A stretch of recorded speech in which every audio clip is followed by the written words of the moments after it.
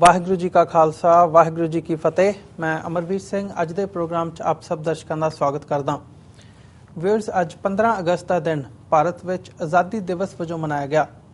भारत में फिरकू ताकतां दे दबदबे सदका कईयां वल्लों 15 अगस्त का बॉयकॉट भी किया गया सी।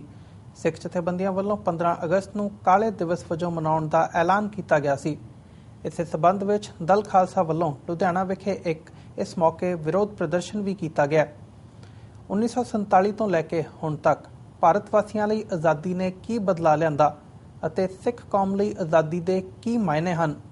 अज की विचार चर्चा में असीं इन्हां पहलुआं बारे गलबात करांगे। साडे अज के गेस्ट ने रोज़ाना पहरेदार अखबार के एडिटर चीफ जसपाल सिंह हेरां जी। हाँ जी हेरां साहब, वाहिगुरू जी का खालसा वाहिगुरू जी की फतेह। वाहिगुरू जी का खालसा वाहिगुरू जी की फतेह। हेरां साहब, तुहाडा अज दे शो दे विच स्वागत है। हेरा साहब, जिहड़ा अज का 15 अगस्त का दिन है, ਇਹਨੂੰ ਤੁਸੀਂ मतलब ਜਿਹੜਾ ਪਹਿਲਾ ਕੁਐਸਚਨ ਹੈਗਾ ਮੈਂ ਤੁਹਾਡੇ ਕੋਲੋਂ ਇਹੀ ਪੁੱਛਣਾ ਚਾਹੂੰਗਾ ਕਿ ਜਿੱਥੇ ਇੱਕ ਪਾਸੇ 15 ਅਗਸਤ ਵਾਲੇ ਦਿਨ ਜਸ਼ਨ ਮਨਾਏ ਜਾ ਰਹੇ ਨੇ ਤੇ ਦੂਜੇ ਪਾਸੇ ਸਿੱਖ ਕੌਮ ਵੱਲੋਂ ਸਿੱਖ ਜਥੇਬੰਦੀਆਂ ਵੱਲੋਂ ਇਹਨੂੰ ਬਲੈਕ ਡੇ ਮਨਾਉਣ ਦੀ ਐਲਾਨ ਕੀਤਾ ਹੋਇਆ ਸੀਗਾ ਤੇ ਉਹਨਾਂ ਨੇ ਉਸੇ ਲੀਹ ਦੇ ਉੱਤੇ ਮਨਾਇਆ ਵੀ ਹੈਗਾ। मतलब ये ਜਿਹੜੀਆਂ ਦੋ ਲਾਈਨਾਂ ਨੇ ਇਹਨੂੰ ਤੁਸੀਂ ਕਿਵੇਂ ਦੇਖਦੇ ਹੋ ਤੇ ਜਿਹੜਾ 15 ਅਗਸਤ ਹੈ ਇਹ ਸਿੱਖ ਕੌਮ ਲਈ ਕੀ ਮਾਇਨੇ ਰੱਖਦਾ ਹੈ? देखो, जिस तरह ਅਸੀਂ ਸਾਰੇ ਪਿਛਲੇ 70 ਸਾਲ ਤੋਂ ਇਹ ਗੱਲ ਨਿਰੰਤਰ ਚੱਲ ਰਹੀ ਆ ਕਿ ਸਿੱਖ ਕੌਮ ਨੂੰ ਆਜ਼ਾਦੀ ਹੈ ਜਿਹੜੀ ਉਹ ਨਹੀਂ ਮਿਲੀ जी। सिख कौम की इस देश की आजादी लिए 85% की कुर्बानियां कीतियां ते उस वेले दे जिहड़े हिंदूवादी आगू सी, गांधी जी चाहे नेहरू सी, उन्होंने सिखां नाल वादा भी कीता सीगा कि देश की आजादी तो बाद सानूं देश च जिहड़ा खिता दिता जाऊगा जिथे सिख आजादी का नित मान सकणगे जी, परंतु वो वादा जिहड़ा वो अज तक पूरा नहीं होया।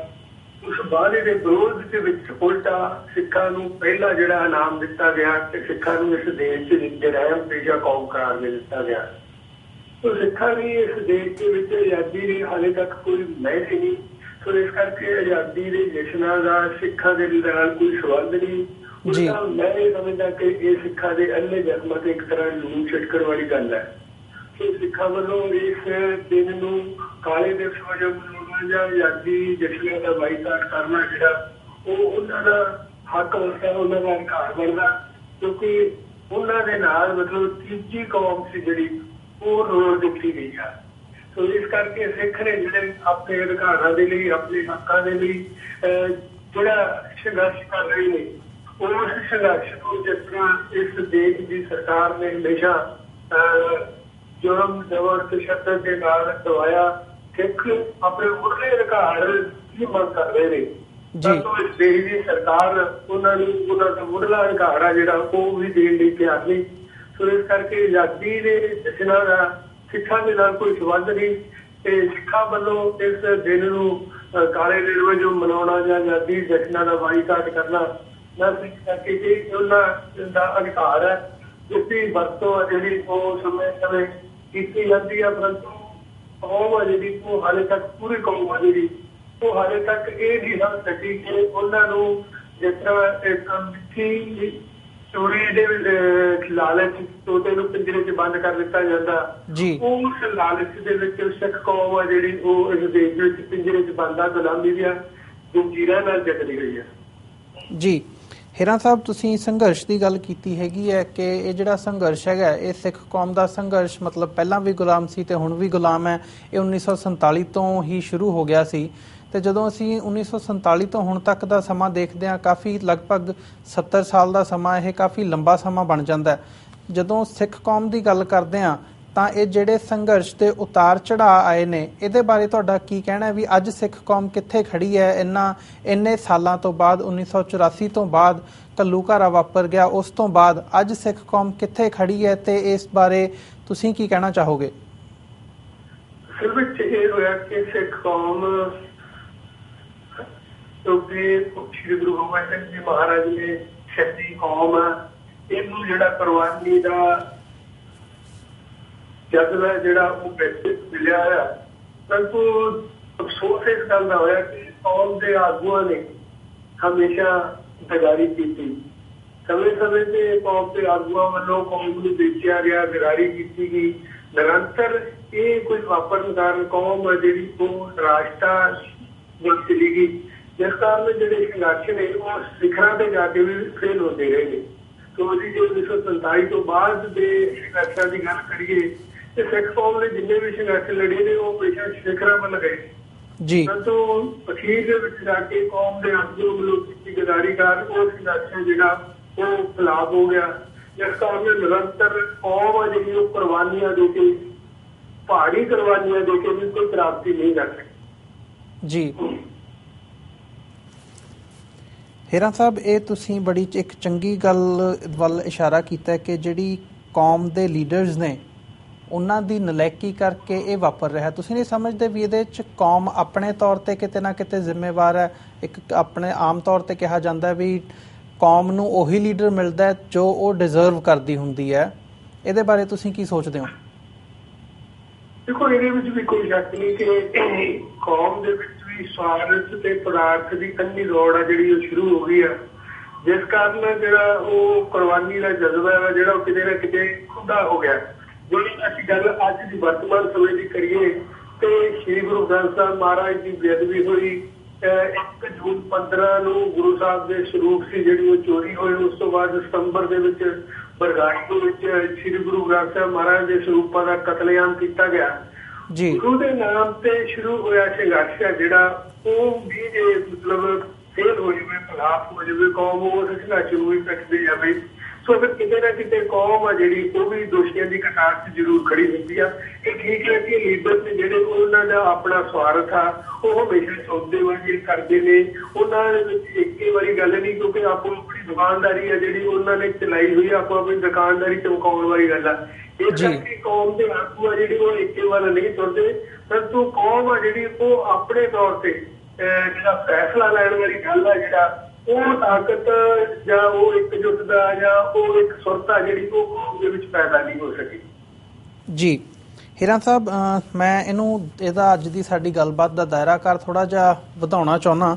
ਮੈਂ ਤੁਹਾਡਾ ਇੱਕ ਖਬਰ ਵੱਲ ਧਿਆਨ ਕੇਂਦਰਿਤ ਕਰਨਾ ਚਾਹੁੰਦਾ। ਅੱਜ ਤੋਂ ਬੈਂਗਲੁਰੂ ਤੋਂ ਇੱਕ ਖਬਰ ਹੈਗੀ ਹੈ ਜਿੱਥੇ ਐਮਨੈਸਟੀ ਇੰਟਰਨੈਸ਼ਨਲ ਦੇ ਇੰਡੀਆ ਚੈਪਟਰ ਦੇ ਉੱਤੇ ਸੈਡੀਸ਼ਨ ਤੇ ਰਾਈਟਿੰਗ ਦਾ ਚਾਰਜ ਲਾਇਆ ਗਿਆ। ਤੇ ਉਹ ਕਰ ਕੀ ਰਹੇ ਸੀ? ਕਰ ਉਹ ਇਹ ਰਹੇ ਸੀ ਕਿ ਉਹਨਾਂ ਨੇ ਇੱਕ ਇਵੈਂਟ ਪਲਾਨ ਕੀਤਾ ਸੀ ਕਸ਼ਮੀਰ ਦੇ ਮੁੱਦੇ ਤੇ ਗੱਲਬਾਤ ਕਰਨ ਲਈ। ਇੱਕ ਉਹਨਾਂ ਨੇ ਪੈਨਲ ਡਿਸਕਸ਼ਨ ਦਾ ਪ੍ਰਬੰਧ ਕੀਤਾ ਸੀ। ਇਹਦੇ ਖਿਲਾਫ ਅਖਿਲ ਭਾਰਤੀ ਵਿਦਿਆਰਥੀ ਪਰਿਸ਼ਦ ਦੇ ਇੱਕ ਮੈਂਬਰ ਨੇ ਕੰਪਲੇਂਟ ਕੀਤੀ ਤੇ ਉਹਦੇ ਤੇ ਰਾਈਟਿੰਗ ਤੇ ਜਿਹੜੇ ਸੈਡੀਸ਼ਨ ਦੇ ਚਾਰजेस ਨੇ ਉਹ ਇਹਨਾਂ ਦੇ ਉੱਤੇ ਐਮਨੈਸਟੀ ਇੰਟਰਨੈਸ਼ਨਲ ਜਿਹੜੀ ਕਿ ਇੱਕ ਮਨੁੱਖੀ ਅਧਿਕਾਰ ਜਥੇਬੰਦੀ ਹੈਗੀ ਹੈ ਉਹਦੇ ਤੇ ਇਹ ਕੇਸ ਦਰਜ ਕੀਤਾ ਗਿਆ। ਮੈਂ ਇਹਦੇ ਤੁਹਾਡਾ ਤੁਸੀਂ ਪੱਤਰਕਾਰ ਦੇ ਨਾਲ ਤੁਹਾਡਾ ਸੰਬੰਧ ਹੈਗਾ ਕਿ ਜੇ ਕੋਈ ਆਮ ਬੰਦਾ ਕੋਈ ਇੱਦਾਂ ਦੀ ਗੱਲ ਕਰੇ ਉਹਦੇ ਤੇ ਕਿੱਦਾਂ ਦਾ ਚਾਰਜ ਲੱਗੂਗਾ ਤੇ ਪੁਲਿਸ ਵੱਲੋਂ ਉਹਦੀ ਕਿਵੇਂ ਹਰਾਸਮੈਂਟ ਕੀਤੀ ਜਾਊਗੀ, ਉਹ ਵੀ ਇੱਕ ਇਹਦੇ ਨਾਲ ਇੱਕ ਪਾਰਟ ਨਾਲ ਜੁੜ ਜਾਂਦਾ ਹੈ। ਜਦੋਂ ਅਸੀਂ ਕਨਸਟੀਟਿਊਸ਼ਨ ਦੀ ਗੱਲ ਕਰਦੇ ਹਾਂ ਤੇ ਇੱਕ ਫਰੀडम ਆਫ ਐਕਸਪ੍ਰੈਸ਼ਨ ਤੇ ਜਿਹੜੀ ਫਰੀडम ਆਫ ਸਪੀਚ ਹੈਗੀ ਹੈ ਇਹ ਕਿਤੇ ਨਾ ਕਿਤੇ ਉਹਦੇ ਤੇ ਸਵਾਲੀਆ ਨਿਸ਼ਾਨ ਨਹੀਂ ਹੈਗਾ? ਦੇਖੋ, ਗੱਲ ਤਾਂ ਇਹ ਹੈ ਕਿ ਅਸੀਂ ਜਿਹੜਾ ਸਾਡਾ ਮੁੱਢਲਾ ਅੱਜ ਦਾ ਵਿਸ਼ਾ ਹੈ ਕਿ ਸਿੱਖ ਕੌਮ ਚਾਹੇ ਇੱਥੋਂ ਦੀਆਂ ਹੋਰ ਘੱਟ ਗਿਣਤੀਆਂ ਨੇ, ਚਾਹੇ ਉਹ ਕਸ਼ਮੀਰੀ ਨੇ, ਚਾਹੇ ਉਹ ਨਾਗਾਲੈਂਡ ਵਾਲੇ ਨੇ, ਚਾਹੇ ਉਹ ਮਨੀਪੁਰ ਵਾਲੇ ਨੇ, ਸੋ ਇਹ ਜਿਹੜੀਆਂ ਘੱਟ ਗਿਣਤੀਆਂ ਆਪਣੇ ਹੱਕਾਂ ਲਈ ਸੰਘਰਸ਼ ਕਰ ਰਹੀਆਂ ਨੇ। ਇਹਨਾਂ ਨੂੰ ਇਸ ਦੇਸ਼ ਦੀ ਸਰਕਾਰ ਹੈ ਜਿਹੜੀ ਉਹ ਸਵਾਏ ਗੁਲਾਮਾਂ ਤੋਂ ਹੋਰ ਕੁਛ ਨਹੀਂ ਸਮਝਦੀ।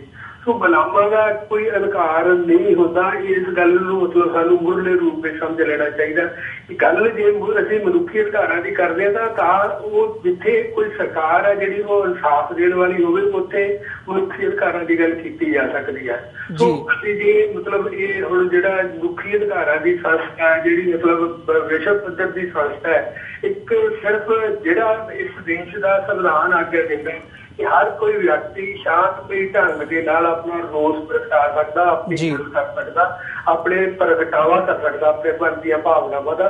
ਪਰੰਤੂ ਕਿਉਂਕਿ ਇਸ ਦੇਸ਼ ਦੇ ਵਿੱਚ ਨਾ ਕੋਈ ਸੰਵਿਧਾਨ ਆ, ਨਾ ਕੋਈ ਕਾਨੂੰਨ ਆ, ਘੱਟ ਗਿਣਤੀਆਂ ਲਈ ਹੋਰ ਆ ਤੇ ਇਸ ਦੇਸ਼ ਦੀਆਂ ਬਹੁ ਗਿਣਤੀਆਂ ਲਈ ਹੋਰ ਆ। ਇਸ ਕਰਕੇ ਇਸ ਦੇਸ਼ ਦੇ ਵਿੱਚ ਮਨੁੱਖੀ ਅਧਿਕਾਰਾਂ ਦੀ ਗੱਲ ਕਰਨਾ ਮੈਂ ਸਮਝਦਾ ਕਿ ਆਪਦੇ ਮਨ ਨੂੰ ਧਰਵਾਸ ਦੇਣ ਵਾਲੀ ਗੱਲ ਹੈ। ਹੁਣ ਦੇਸ਼ ਦੀ ਗੱਲ ਕਰਦੇ ਆ, ਪੰਜਾਬ ਦੀ ਜੇਕਰ ਗੱਲ ਕਰਦੇ ਆ, ਸਿੱਖਾਂ ਦੀ ਗੱਲ ਕਰਦੇ ਆ, ਜੇ ਗੁਰੂ ਗ੍ਰੰਥ ਸਾਹਿਬ ਮਹਾਰਾਜ ਦੀ ਬੇਅਦਬੀ ਹੋਈ ਸੋ ਕੌਮ ਆਪਣੇ ਗੁਰੂ ਦੀ ਹੋਈ ਬੇਅਦਬੀ ਦੇ ਵਿਰੁੱਧ ਜੇ ਰੋਸ ਪ੍ਰਗਟਾਵਾ ਕਰਦੀ ਹੈ, ਸ਼ਾਂਤਮਈ ਢੰਗ ਦੇ ਨਾਲ ਰੋਸ ਪ੍ਰਗਟਾਵਾ ਕਰਦੀ ਹੈ ਤੇ ਗੋਲੀ ਚਲਾਈ ਜਾਂਦੀ ਹੈ, ਸਿੰਘ ਸ਼ਹੀਦ ਹੁੰਦੇ ਨੇ। ਮਤਲਬ ਕੌਮ ਨੂੰ ਉਹ ਸ਼ਾਂਤਮਈ ਢੰਗ ਨਾਲ ਰੋਸ ਪ੍ਰਗਟਾਵਾ ਕਰਨ ਦਾ ਵੀ ਕੋਈ ਅਧਿਕਾਰ ਨਹੀਂ, ਉਲਟਾ ਗੋਲੀ ਚਲਾਈ ਜਾਂਦੀ ਹੈ। ਸੋ ਇਹ ਇਸ ਦੇਸ਼ ਦੇ ਵਿੱਚ ਮਨੁੱਖੀ ਅਧਿਕਾਰਾਂ ਦੀ ਗੱਲ ਕਰਨੀ ਮੈਂ ਸਮਝਦਾ ਕਿ ਬਿਲਕੁਲ ਵਿਅਰਥ ਹੈ। ਜੀ ਹੀਰਾ ਸਾਹਿਬ, ਜਿਹੜੀਆਂ ਬਾਕੀ ਵੀ ਜਿਵੇਂ ਦਲਿਤ ਭਾਈਚਾਰਾ ਵੀ ਹੈਗਾ, ਤੁਸੀਂ ਘੱਟ ਗਿਣਤੀਆਂ ਦੀ ਗੱਲ ਕੀਤੀ ਹੈ, ਉਹਦੇ ਨਾਲ ਨਾਗਾਲੈਂਡ, ਕਸ਼ਮੀਰ, ਪੰਜਾਬ ਦੀ ਤੁਸੀਂ ਗੱਲ ਕੀਤੀ ਹੈ, ਪਰ ਜਦੋਂ ਅਸੀਂ ਦਲਿਤ ਭਾਈਚਾਰੇ ਦਾ ਵੀ ਦੇਖਦੇ ਹਾਂ, ਉਹ ਤਾਂ ਇੱਕ ਉਹਨਾਂ ਨੂੰ ਤਾਂ ਹਿੰਦੂਇਜ਼ਮ ਦਾ, ਹਿੰਦੂ ਧਰਮ ਦਾ ਇੱਕ ਹਿੱਸਾ ਸਮਝਿਆ ਜਾਂਦਾ ਹੈ। ਫਿਰ ਉਹਨਾਂ ਦੀ ਜਿਹੜੀ ਗੁੱਸਾ ਹੈਗਾ ਜਾਂ ਉਹਨਾਂ ਦੇ ਨਾਲ ਜੋ ਪਿਛਲੇ ਮਹੀਨਿਆਂ ਦੇ ਵਿੱਚ ਕਾਫੀ ਜਿਹੜਾ ਤਸ਼ੱਦਦ ਹੋਇਆ, ਉਹ ਤਸ਼ੱਦਦ ਦੀਆਂ ਕਾਫੀ ਘਟਨਾਵਾਂ ਸਾਹਮਣੇ ਆਈਆਂ ਨੇ, ਉਹ ਕਿਉਂ ਹੋ ਰਿਹਾ ਹੈ? ਉਸ ਬਾਰੇ ਤੁਸੀਂ ਕੀ ਸੋਚਦੇ ਹੋ? ਦੇਖੋ, ਪਹਿਲੀ ਗੱਲ ਤਾਂ ਇਹ ਹੈ ਕਿ ਦਲਿਤ ਭਾਈਚਾਰੇ ਨੂੰ ਮਤਲਬ ਹਿੰਦੂ ਧਰਮ ਦੇ ਵੱਲ ਜਿਹੜਾ ਉਹਨਾਂ ਦਾ ਝੁਕਾਅ ਹੈ, ਜਿਹੜਾ ਉਹਨਾਂ ਦੇ ਜਿਹੜਾ ਪ੍ਰਾਚੀਨ ਇਤਿਹਾਸ ਆ, ਉਸ ਨੂੰ ਭੁੱਲ ਗਏ ਕਿ ਉਹ ਕੌਮ ਜਿਹੜੀ ਕਦੇ ਉਹਨਾਂ ਦੇ ਕੰਨਾਂ ਵਿੱਚ ਸਿੱਕਾ ਢਾਲ ਕੇ ਪਾ ਦਿੱਤੀ ਸੀ ਕਿ ਇਹਨਾਂ ਦੇ ਕੰਨਾਂ ਦੇ ਵਿੱਚ ਕੋਈ ਮਤਲਬ ਧਰਮ ਦੀ ਆਵਾਜ਼ ਨਾ ਜਾਵੇ, ਜਿਨ੍ਹਾਂ ਦੇ ਨਾਲ ਮਤਲਬ ਅਣਮਨੁੱਖੀ ਵਤੀਰਾ ਜਿਹੜਾ ਕੀਤਾ ਜਾਂਦਾ ਸੀ, ਜਿਹਦੇ ਵਿਰੁੱਧ ਗੁਰੂ ਸਾਹਿਬਾਨ ਨੇ ਆਵਾਜ਼ ਉਠਾਈ, ਹਰ ਮਨੁੱਖ ਨੂੰ ਬਰਾਬਰੀ ਦੀ ਗੱਲ ਕੀਤੀ। ਸੋ ਉਹ ਕੌਮ ਆ ਜਿਹੜੀ ਉਸ ਤੋਂ ਇਹ ਕਦੋਂ ਭਲੇ ਦੀ ਆਸ ਰੱਖ ਸਕਦੇ ਨੇ। ਸੋ ਜਦੋਂ ਤੱਕ ਇਸ ਦੇਸ਼ ਦੀਆਂ ਘੱਟ ਗਿਣਤੀਆਂ, ਜਿਨ੍ਹਾਂ ਦੇ ਵਿੱਚ ਦਲਿਤ ਭਾਈਚਾਰਾ ਮੁੱਖ ਰੂਪ ਦੇ ਵਿੱਚ ਸਿੱਖ ਨੇ, ਕਸ਼ਮੀਰੀ ਨੇ, ਜਿਹੜੇ ਹੋਰ ਸਾਰੀਆਂ ਘੱਟ ਗਿਣਤੀਆਂ ਜਿਹੜੀਆਂ ਮਤਲਬ ਆਪਣੇ ਅਧਿਕਾਰਾਂ ਦੀ ਰਾਖੀ ਦੀ ਗੱਲ ਕਰਦੀਆਂ ਨੇ, ਜਦੋਂ ਤੱਕ ਉਹਨਾਂ ਦਾ ਇੱਕ ਮਹਾਗਠਜੋੜ ਨਹੀਂ ਬਣਦਾ, ਉਦੋਂ ਤੱਕ ਇਸ ਦੇਸ਼ ਦੇ ਹਾਕਮ ਨੇ ਜਿਹੜੇ ਹਿੰਦੂਵਾਦੀ ਸੋਚ ਵਾਲੇ, ਜਿਹੜੇ ਮਨੂਵਾਦੀ ਸੋਚ ਵਾਲੇ ਹਾਕਮ ਨੇ ਜਿਹੜੇ, ਉਹ ਭਾਰੀ ਰਹਿਣਗੇ। ਜਦੋਂ ਇਹ ਗੱਠਜੋੜ, ਮਹਾਗਠਜੋੜ ਆ ਜਿਹੜਾ, ਉਹ ਇਸ ਦੇਸ਼ ਦੇ ਵਿੱਚ ਆਪਣੇ ਅਧਿਕਾਰਾਂ ਦੀ ਇਕੱਠਾ ਹੋ ਕੇ ਗੱਲ ਕਰਨੀ ਸ਼ੁਰੂ ਕਰੂਗਾ, ਮੈਂ ਸਮਝਦਾ ਕਿ ਉਸ ਤੋਂ ਬਾਅਦ ਬਰਾਬਰੀ ਦੀ ਗੱਲ ਆ ਜਿਹੜੀ ਉਹ ਕੀਤੀ ਜਾ ਸਕਦੀ ਹੈ। ਜੀ ਹੀਰਾ ਸਾਹਿਬ, ਇਹਦੇ ਨਾਲ ਕੋਈ ਅਚੀਵਮੈਂਟ ਹੋ ਸਕਦੀ ਹੈ? ਜਦੋਂ ਅਸੀਂ ਮਹਾਗਠਜੋੜ ਦੀ ਗੱਲ ਕਰਦੇ ਹਾਂ ਤਾਂ ਪਹਿਲਾਂ ਵੀ ਅਸੀਂ ਦੇਖਦੇ ਹਾਂ ਭਾਰਤ ਦੀ ਹਿਸਟਰੀ ਦੇ ਵਿੱਚ ਸਰਕਾਰਾਂ ਬਣੀਆਂ ਨੇਗੀਆਂ ਜਿਨ੍ਹਾਂ ਨੇ ਮਹਾਗਠਜੋੜ ਬਣਾ ਕੇ ਇੱਕ ਵਾਰ ਇੰਦਰਾ ਗਾਂਧੀ ਨੂੰ ਤਖਤੇ ਤੋਂ ਲਾਂਭਾ ਕੀਤਾ ਸੀ, ਤੇ ਪਰ ਉਹਦੇ ਵਿੱਚ ਉਹ ਇੱਕ ਥੋੜ੍ਹੇ ਜਿਹੇ ਸਮੇਂ ਲਈ ਚੇਂਜ ਆਈ ਸੀ। ਚੇਂਜ ਆਉਣੀ ਵੀ ਜਦੋਂ ਤੁਸੀਂ ਮਤਲਬ ਕਹਿੰਦੇ ਹੋ ਇੱਕ ਗਰਾਊਂਡ ਰਿਐਲਿਟੀ ਜਾਂ ਗਰਾਊਂਡ ਲੈਵਲ 'ਤੇ ਜਿਹੜੀ ਚੇਂਜ ਆਉਂਦੀ ਹੈ ਉਹ ਕੰਪਲੀਟਲੀ ਉੱਪਰ ਤੋਂ ਥੱਲੇ ਆ ਜਾਂਦਾ ਜਦੋਂ ਸਿਸਟਮ, ਉਦੋਂ ਉਹ ਚੇਂਜ ਆਉਂਦੀ ਹੈ। ਕੀ ਉਹ ਇਸ ਸਿਸਟਮ ਦੇ ਵਿੱਚ ਸੰਭਵ ਹੈਗਾ?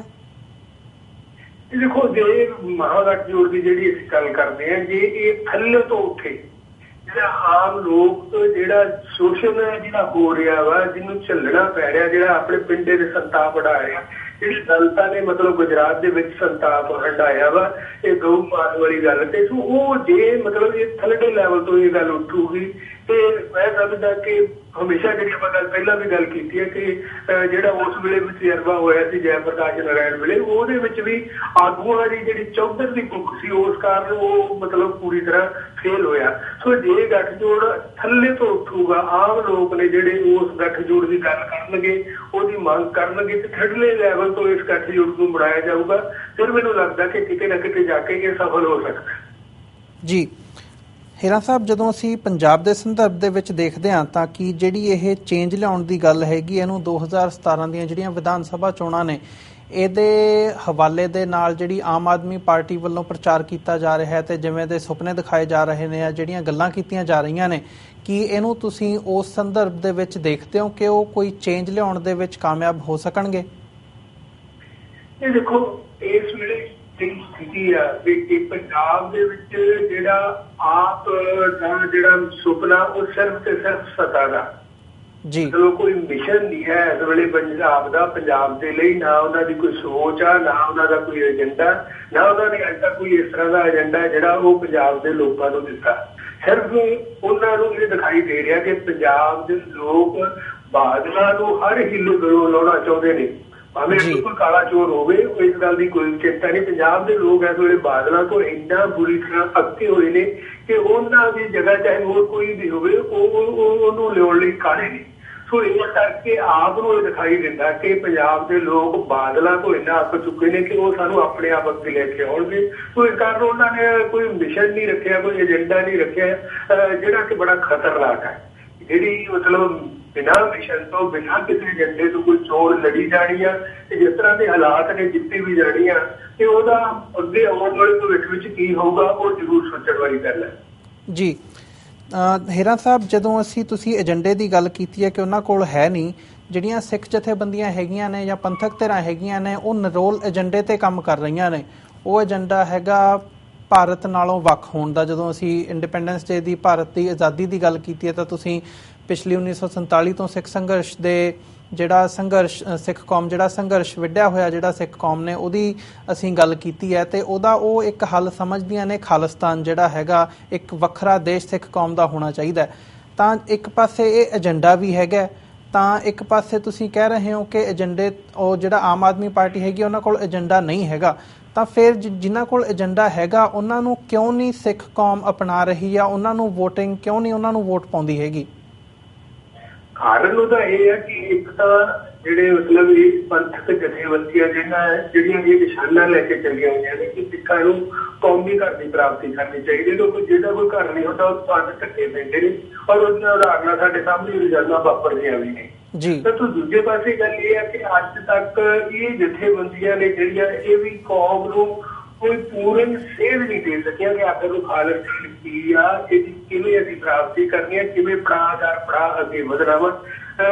ਦੂਜਾ ਇਹ ਹੈ ਕਿ ਉਹਨਾਂ ਜਥੇਬੰਦੀਆਂ ਵਿੱਚ ਫੁੱਟ ਇੰਨੀ ਆ ਤੇ ਮਤਲਬ ਇਸ ਵੇਲੇ ਸਾਡੇ ਸਾਹਮਣੇ ਮਤਲਬ ਜਥੇਬੰਦੀਆਂ ਦੀ ਅਸੀਂ ਗਿਣਤੀ ਨਹੀਂ ਕਰ ਸਕਦੇ। ਇਸ ਕਰਕੇ ਕੌਮ ਆ ਜਿਹੜੀ ਉਹ ਉਸ ਗੱਲ ਨੂੰ ਉਸ ਗੰਭੀਰਤਾ ਨਾਲ ਨਹੀਂ ਲੈ ਸਕੀ ਜਿਸ ਗੰਭੀਰਤਾ ਨਾਲ ਲਿਆ ਜਾਣਾ ਚਾਹੀਦਾ ਸੀ। ਸੋ ਜਦੋਂ ਤੱਕ ਅਸੀਂ ਜਿਹੜਾ ਸਾਡਾ ਏਜੰਡਾ ਹੈ ਉਹਦਾ ਪੜਾਅ ਦਰ ਪੜਾਅ ਅਸੀਂ ਸਾਰਾ ਕੁਝ ਆਪਣੀ ਕੌਮ ਨੂੰ ਸਮਝਾ ਨਹੀਂ ਦਿੰਦੇ ਕਿ ਖਾਲਿਸਤਾਨ ਹੈ ਕੀ ਤੇ ਇਹਦੀ ਪ੍ਰਾਪਤੀ ਕਿਵੇਂ ਕਰਨੀ ਆ, ਉਦੋਂ ਤੱਕ ਕੌਮ ਆ ਜਿਹੜੀ, ਕਿਉਂਕਿ ਜਿਹੜਾ ਅਸੀਂ ਸੰਘਰਸ਼ ਲੜਿਆ ਵਾ 15 ਸਾਲ ਉਹਦੇ ਵਿੱਚ ਜਿੰਨਾ ਕੌਮ ਨੇ ਨੁਕਸਾਨ ਆਪਣਾ ਕਰਾਇਆ, ਜੋ ਕੋਈ ਪਿੰਡੇ ਤੇ ਹੰਡਾਇਆ, ਉਸ ਤੋਂ ਕੌਮ ਥਰ ਕੰਬਦੀ ਆ। ਜਦੋਂ ਤੱਕ ਅਸੀਂ ਕੌਮ ਨੂੰ ਆਪਣਾ ਨਿਸ਼ਾਨਾ, ਉਹਦਾ ਏਜੰਡਾ, ਉਹਦੀ ਪ੍ਰਾਪਤੀ ਦਾ ਰਾਹ ਨਹੀਂ ਮਤਲਬ ਚੰਗੀ ਤਰ੍ਹਾਂ ਸਮਝਾ ਸਕਦੇ, ਉਦੋਂ ਤੱਕ ਕੌਮ ਇਸ ਨਾਮ ਤੇ ਵੋਟਾਂ ਦੇਣ ਲਈ ਤਿਆਰ ਨਹੀਂ ਹੋਊਗੀ। ਦੂਸਰੇ ਪਾਸੇ ਫੁੱਟ ਹੈ ਜਿਹੜੀ ਉਹ ਇਹ ਗੱਲ ਸਮਝਾ ਦਿੰਦੀ ਹੈ ਕਿ ਇਹ ਜਿਹੜੀ ਇੰਨੀ ਫੁੱਟ ਆ, ਇਸ ਕਾਰਨ ਇਹ ਆਗੂ ਇਸ ਨਿਸ਼ਾਨੇ ਨੂੰ ਪ੍ਰਾਪਤ ਕਰਨ ਦੇ ਯੋਗ ਹੀ ਨਹੀਂ। ਜੀ ਹੀਰਾ ਸਾਹਿਬ, ਅੱਜ ਦੇ 15 ਅਗਸਤ ਦੇ ਹਵਾਲੇ ਨਾਲ ਤੁਸੀਂ ਕੌਮ ਨੂੰ ਕੀ ਮੈਸੇਜ ਦੇਣਾ ਚਾਹੋਗੇ? ਕੋਈ ਮੈਸੇਜ ਤਾਂ ਮਤਲਬ ਸਾਡੇ ਸਾਹਮਣੇ ਹੀ ਹੈ, ਜਿਹੜੀ ਗੱਲ ਮੈਂ ਪਹਿਲਾਂ ਵੀ ਕਰ ਚੁੱਕੀ ਹਾਂ ਕਿ ਕੌਮ ਆ ਜਿਹੜੀ ਉਹ ਇਸ ਗੱਲ ਦਾ ਅਹਿਸਾਸ ਵੀ ਕਰਦੀ ਹੈ ਕਿ ਅਸੀਂ ਇਸ ਦੇਸ਼ ਦੇ ਵਿੱਚ ਗੁਲਾਮ ਆ। ਸੋ ਗੁਲਾਮ ਜਦੋਂ ਤੱਕ ਅਸੀਂ ਆਪਣਾ ਧਰਮ ਨਹੀਂ ਬਣਾ ਲੈਂਦੇ ਉਦੋਂ ਤੱਕ ਮਤਲਬ ਕੌਮ ਆ ਜਿਹੜੀ ਜਿਸ ਮਿਸ਼ਨ ਦੇ ਲਈ, ਜਿਸ ਮੰਤਵ ਦੇ ਲਈ ਗੁਰੂ ਸਾਹਿਬ ਨੇ ਇਸ ਕੌਮ ਨੂੰ ਸਿਰਜਿਆ ਸੀ, ਉਹਦੀ ਪ੍ਰਾਪਤੀ ਨਹੀਂ ਕਰ ਸਕਦੀ। ਸੋ ਗੱਲ ਇਹ ਹੈ ਕਿ ਉਹ ਜਿਹੜਾ ਸਾਡਾ ਮਿਸ਼ਨ ਆ ਉਹਦੀ ਪ੍ਰਾਪਤੀ ਕਿਵੇਂ ਕਰਨੀ ਆ, ਉਸ ਬਾਰੇ ਕੌਮ ਨੂੰ ਮਤਲਬ ਇਕਜੁੱਟ ਹੋ ਕੇ ਆਪਣਾ ਵੱਖੋ ਵੱਖਰੇ ਫੈਡਰਲ ਲੈਵਲ ਤੋਂ ਉਸ ਬਾਰੇ ਮਤਲਬ ਪ੍ਰੋਗਰਾਮ ਨੇ ਜਿਹੜੇ ਉਹ ਲਿਖ ਕੇ ਅਸੀਂ ਬੈਠ ਕੇ ਵਿਚਾਰ ਕਰਕੇ ਕਿ ਆਪਣੇ ਕੌਮੀ ਘਰ ਦੀ ਪ੍ਰਾਪਤੀ ਕਿਵੇਂ ਕਰਨੀ ਆ, ਉਹ ਸੰਘਰਸ਼ ਆ ਜਿਹੜਾ, ਉਹ ਰਾਹ ਜਿਹੜਾ ਉਹ ਲਿਖਿਆ ਜਾਵੇ। ਜੀ ਹੀਰਾ ਸਾਹਿਬ, ਤੁਸੀਂ ਆਪਣਾ ਸਮਾਂ ਕੱਢਿਆ ਤੇ ਸਾਡੇ ਦਰਸ਼ਕਾਂ ਨਾਲ ਵਿਚਾਰਾਂ ਦੀ ਸਾਂਝ ਪਾਈ, ਇਸ ਲਈ ਤੁਹਾਡਾ ਬਹੁਤ-ਬਹੁਤ ਧੰਨਵਾਦ ਜੀ। ਇਸੇ ਦੇ ਨਾਲ ਅਸੀਂ ਅੱਜ ਦੇ ਸ਼ੋਅ ਦੀ ਇੱਥੇ ਸਮਾਪਤੀ ਕਰਦੇ ਹਾਂ, ਤੁਹਾਡੇ ਕੋਲੋਂ ਇਜਾਜ਼ਤ ਲੈਂਦੇ ਹਾਂ। ਇਜਾਜ਼ਤ ਦਿਓ। ਵਾਹਿਗੁਰੂ ਜੀ ਕਾ ਖਾਲਸਾ, ਵਾਹਿਗੁਰੂ ਜੀ ਕੀ ਫਤਿਹ। ਵਾਹਿਗੁਰੂ ਜੀ ਕੀ ਫਤਿਹ। ਵਿਊਅਰਸ, ਇਸੇ ਦੇ ਨਾਲ ਅਸੀਂ ਅੱਜ ਦਾ ਸ਼ੋਅ ਇੱਥੇ ਹੀ ਸਮਾਪਤ ਕਰਦੇ ਹਾਂ। ਕੱਲ ਨੂੰ ਫਿਰ ਮੁਲਾਕਾਤ ਹੋਵੇਗੀ ਤੁਹਾਡੇ ਨਾਲ। ਇਜਾਜ਼ਤ ਦਿਓ। ਵਾਹਿਗੁਰੂ ਜੀ ਕਾ ਖਾਲਸਾ, ਵਾਹਿਗੁਰੂ ਜੀ ਕੀ ਫਤਿਹ।